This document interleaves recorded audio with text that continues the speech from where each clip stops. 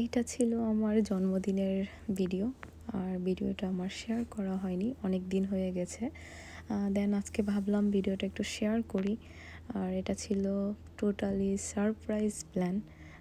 কেন বলছি সারপ্রাইজ? কারণ এটা লাস্ট মুহূর্তে যেটা হয়েছিল সেটার জন্য আমি একদমই প্রস্তুত ছিলাম না। বাট এত সুন্দর করে সারপ্রাইজ আমি আসলেই আও আচ্ছা যাই হোক।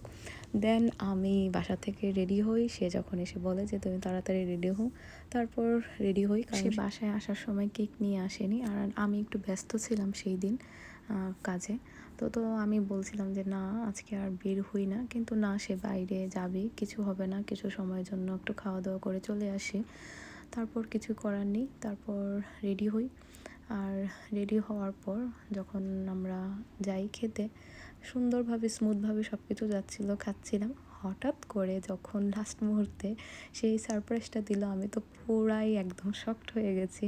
আর এত সুন্দরভাবে সে অ্যারেঞ্জ করেছিল, এটা আমার কাছে খুবই ভালো লেগেছিল।